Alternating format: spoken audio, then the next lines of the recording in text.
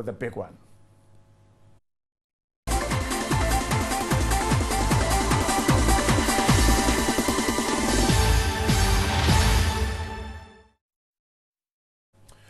Let's begin with Labour. Leadership of Organised Labour is saying that it will push government to reduce tariffs to about 20% instead of the 50% that it had initially proposed in tomorrow's meeting. According to the leaders, the decision is based on the 10% taxes imposed by ECG based on the introduction of the energy sector levy.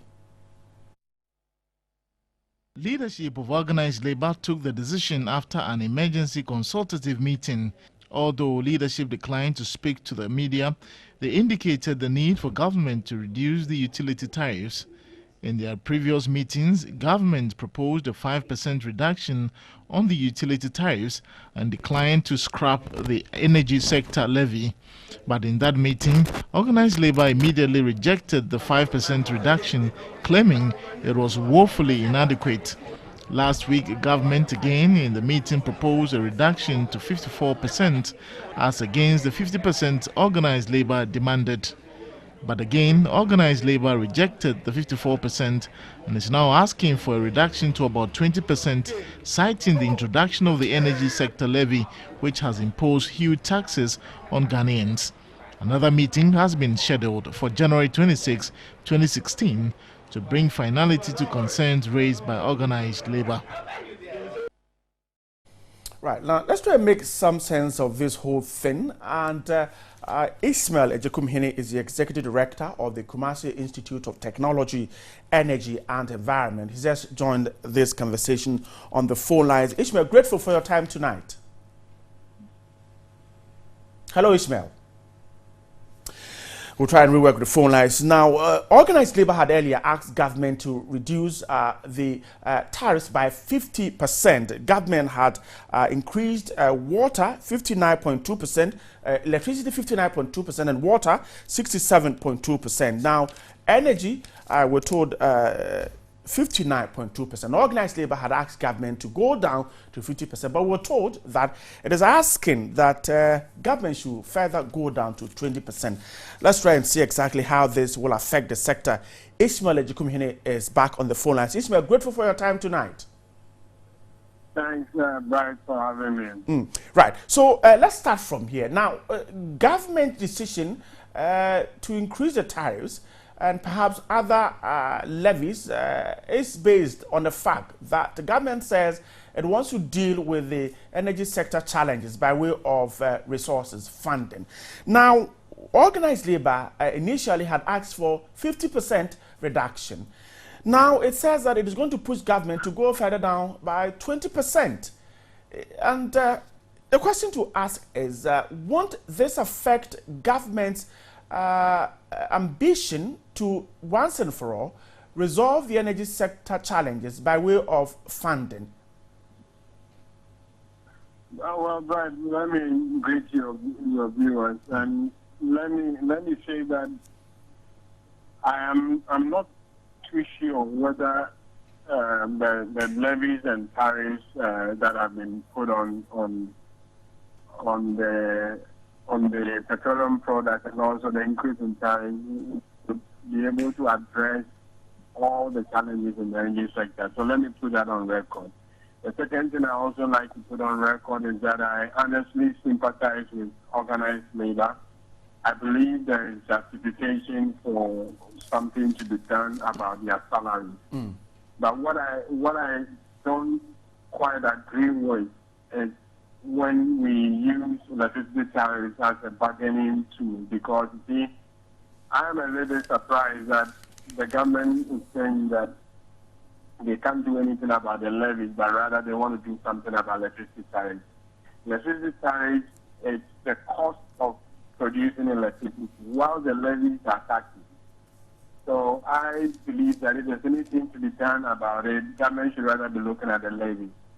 But to come back to your question, whether it's not going to affect the performance of the utility, I think insofar as the government, if the government is going to pay for the subsidy if they go ahead to reduce the tariffs, then that shouldn't create a problem because that revenue shortfall is going to be filled by the direct subsidy the government is going to give to the utilities. But what we know in this country is that in the past when the government has come in after the PRC has announced the tariffs, when they say they will absorb the subsidy, they don't end up paying the subsidy. So it means that any reduction will constitute a shortfall in the revenue for the utilities. So if it's 10%, it's going to be a 10% reduction unless government fills that gap. But history tells us that normally the government doesn't pay the subsidy. So that's going to affect the second revenue that the utilities are going to get and ultimately go to harm the sector that we are all trying to get out of the problems that we've been facing for the past 4 years. So, Ismail, let me quickly take you back to when you began your submission. Your thinking is that electricity tariffs should not be used as a bargaining tool by any of these two parties, government and labor. Is that what you're saying? Yeah, exactly. Because you see, unless we don't agree and believe what the BRG is telling us, that this is the cost. In fact, remember the utilities were asking for more than what they got. Okay, so if we agree that that's the cost, what the BRG is telling us, the cost of delivering a unit of electricity or a gallon of water, then when we negotiate in this way, then it means that either the BRG numbers are actually not right, or somebody will actually have to take the difference between the true cost and the subsidized cost.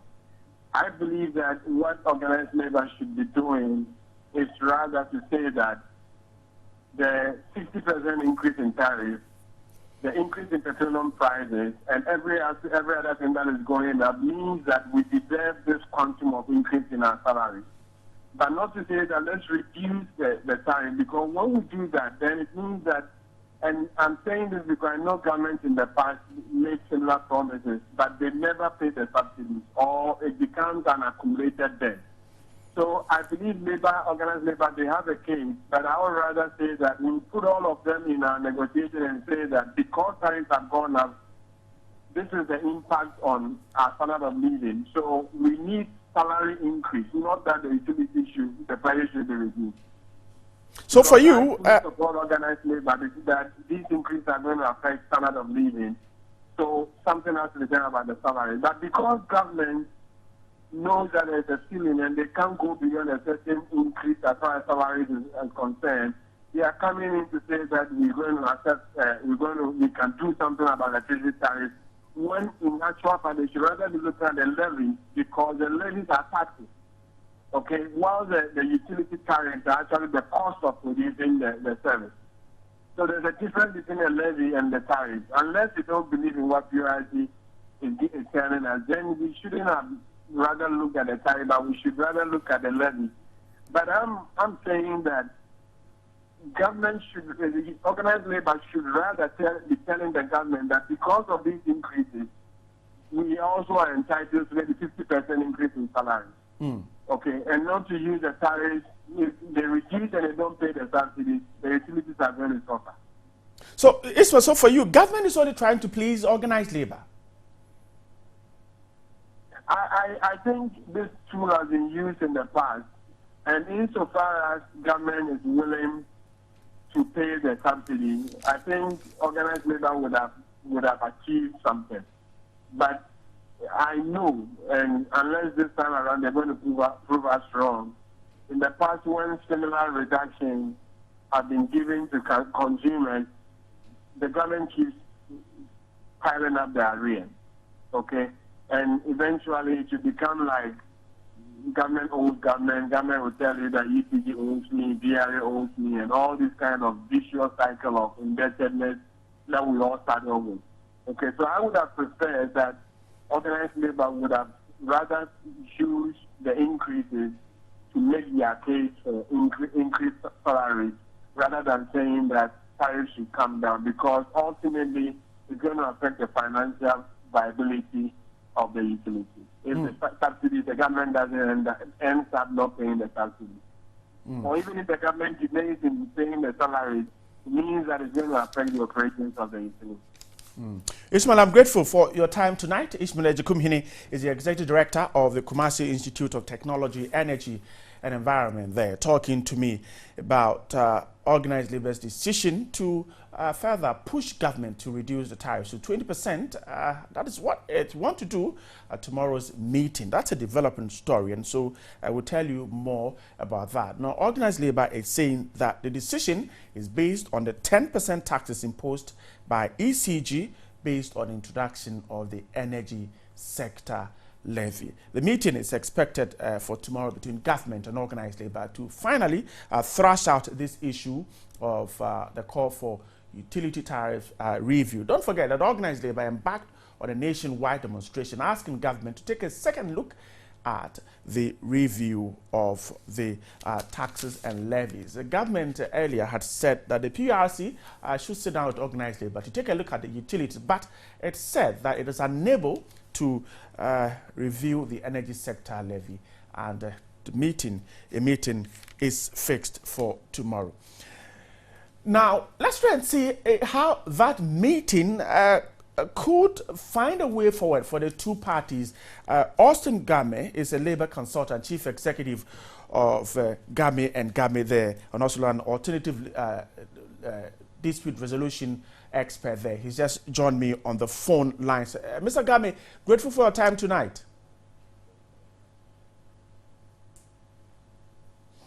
Hello, Mr. Game. Right, we'll try and get him, but the issue is that Organized Labour is asking government to further push down to 20%. Let me try my phone lines again. Mr. Game, grateful for your time tonight. Right, we'll get Mr. Game back on the phone lines, but that meeting slated for tomorrow is expected to arrive at a compromise. Government and Organized Labour are expected to meet over the tariffs and then the energy sector levy. We've been told that government is unable to do anything as far as the energy sector levy is concerned, even though it has asked the PRC and Organized Labour to sit down on the utility tariffs. Let's try and see, as Organized Labour changes position, what could happen at tomorrow's meeting. Mr. Austin Game has just joined me back on the phone lines. Mr. Game, grateful for your time tonight. Thank you. How are you? I am fine. I hope you're fine too. Yeah, I know. Great. Now, let's start from here.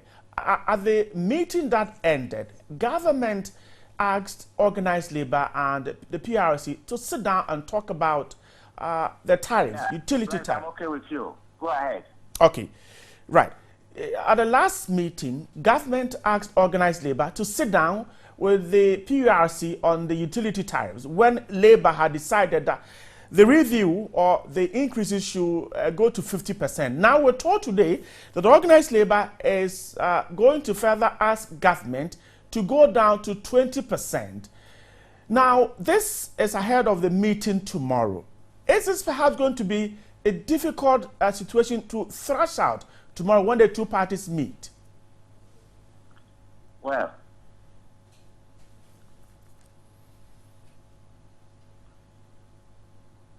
hello, Mr. Game. yes, I'm waiting for a brother to finish. Oh. Can I go on? Okay, Mr. Game, you can go ahead now. Right. I've heard you quite clearly. The point here is that both parties have a genuine case. And as they have demonstrated the last time, I hold the strong view that both parties will go to the meeting well prepared, just as Labour have done today. I'm sure government parties might also be doing the same thing. So when they go, I am expecting them to try and set a criteria that will help both of them to have a shared solution that will satisfy not just them but the entire nation. I strongly hope you that Labour is not oblivious of the fact that if we increase wages even by 1%, obviously you are talking about triggering another round of inflation. So they are not so keen about damaging the economy. They want to be sure that their job security is protected. They want to be sure that the wages they earn now is not completely derailed. And so they are going to be very cautious. They are not going to just jump onto the bandwagon as is being, propagated in the country around. But they'll be very, very cautious. And I do know that that preparation is not for nothing. Mm. And so you think that organized labor's decision to shift the goalpost from initial 50% agreed on to 20% won't cause any friction at tomorrow's meeting? Oh, that is negotiation. And particularly when you had made the other party aware that I'm asking for X. Now you go and sit down and you're asking for Y. Obviously, what it is that if they do not put anything on the table, then it's not negotiation. I see. So it is not strange at all for organized labor to change its position from one angle to the other. They would definitely put something on the table, and I believe that is the 20% they are holding in their bag. They will go and put it on the table. Government will also come out with their proposal. Hello, Mr. Gami. Yes, go on. Okay, go on. They will definitely proceed along the line of ensuring that they place their 20% on the table. Government will also place the tariff reduction they wanted to deal with as far as the lifeline is concerned. They will do that, but both sides will tread cautiously because it is not the intention of organized labor to derail the economic, gains. So far, they are not oblivious of that. Government will also not want to completely ignore labor's concern, so they will trade. And I think at the end of the day, they will find an amicable shared solution that will be helpful to the entire nation. I have confidence in them. Mr. Gami, I'm grateful for your time tonight. He's a labor consultant and an alternative dispute resolution expert, Mr. Austin Gami, talking to me about organized labor's decision to further ask for 20% instead of the 50% earlier agreed on. Now, quickly before take a break, President Mahama, during a media interaction on January 12, spoke about the intention behind the introduction of the energy sector levies. Let's listen to him. Let's take the energy levy. Utilities have accumulated debts over the last almost 15 to 20 years. And as a result of this accumulation of debt, it has choked the credit lines of the utility companies to an extent that VRA today cannot go to any bank and establish an LC because I think they owe virtually every bank in Ghana. A portion of the levy is going to go to the road fund to pay arrears to contractors and also invest in the road sector. 70% or more of our people don't file their tax returns. And so the only way you can raise money really is through the tax system. And the only way you can get everybody to contribute is through indirect taxes. And indirect taxes include like consumption of petroleum products. And so those who consume more, if you have a V8 and you buy more petrol, then you're paying more tax. If you sit in a trotro, you're paying less tax because 15 of you are in the trotro using the same fuel. And so those are some of the things that we're faced with. It's not every decision that would be popular. But what was I elected for as president? To take popular decisions? If I took popular decisions to make you happy with me, this country would be in the ground by now. They're tough decisions. I mean, do I take pleasure in imposing taxes on people as if, you just take a pleasure in doing it? You don't. But you look at the alternative, and the alternative is worse. President Mahama there talking about the reason behind the tariffs that were imposed. Let me speak to Mr. Kojo-Opoku, an energy expert, to wrap up this very conversation on the energy sector. Mr. Kojo-Opoku, grateful for your time tonight. Good evening. How are you? I'm great. I hope you're fine too. Now, let me start. I'm very well, my brother. How are you? I'm good. I hope you're fine too. I'm good. I'm listening to you, sir. Let me start from here. Now, one of the reasons behind the tariffs is to get utility providers to have a good balance sheet. Now, Labour is asking for a reduction in how much we pay for these utilities. From where you sit, what could be the implications on utilities? What could be the implications on perhaps the general area of utilities and the country's, for instance, energy needs? You see, when we come to the issue of when the president said that VRA is having a bad balance sheet and all that, the question every Ghanaian is asking is that, now who caused them? It is the indebtedness of government to ECG and ECG's indebtedness to VRA. It is what is causing the problem.